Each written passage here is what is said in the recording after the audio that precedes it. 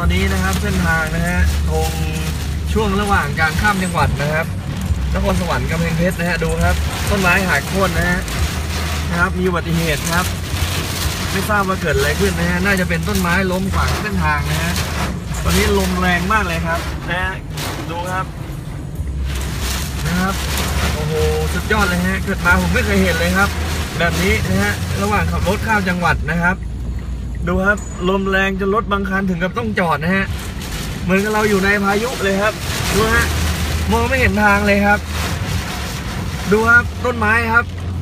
ปลิวนะฮะมีฟ้าผ่าลมกันโชกตลอดเวลานะครับตอนนี้เนี่ยรถเคลื่อนตัวไม่ได้เลยฮะ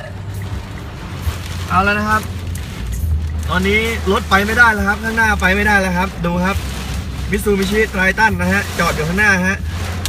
ในพื้นที่เสี่ยงภัยนะมีต้นไม้อยู่นะครับอาจจะเกิดการล้มใส่ได้นะฮะตอนนี้ไปไหนไม่ได้เลยครับโอตารุรายงานครับจากสดๆเลยครับตอนนี้เวลา 18 นาฬิกานะฮะ 35 นาทีนะฮะโดยประมาณนะครับตอนนี้ลมแรงมากครับผมดูครับรถเคลื่อนตัวไม่ได้ถึงกับต้องจอดเลยครับโอ้โหผมไม่เคยเห็นอะไรแบบนี้จริงๆฮะ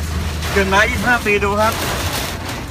ดูลมครับต้นไม้นะครับเอาไม่อยู่นะฮะเอาละฮะติดตามกันต่อไปนะครับ